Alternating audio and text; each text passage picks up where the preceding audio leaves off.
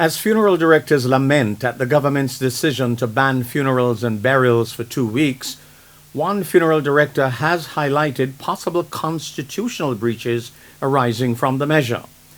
Director at Roman's Funeral Home, Scott Roman, argues that the restriction will stop the religious practices of certain groups which bury their loved ones within days of death.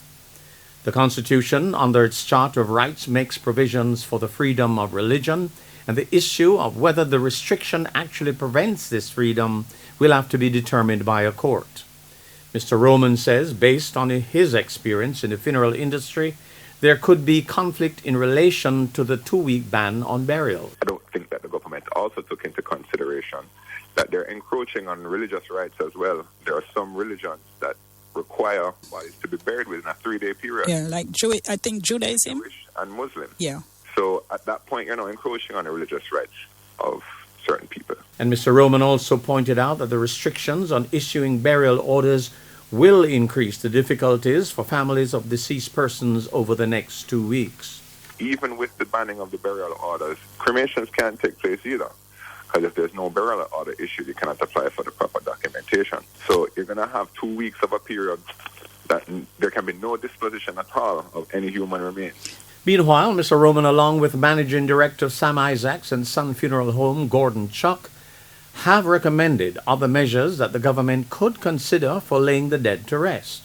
Mr. Roman says funerals should continue with stricter measures. I believe that burial orders should still be issued.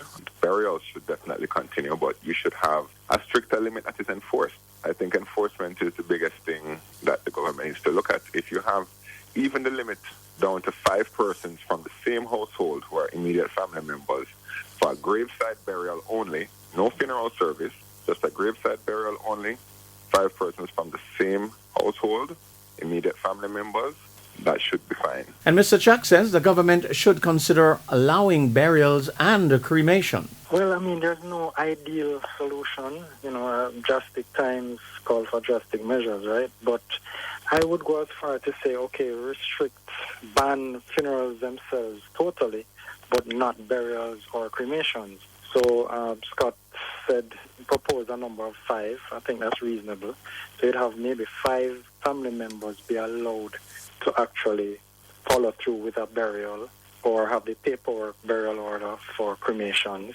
So you have the burials, have the cremations, but no funeral services. Michael Sharp, Frontline News.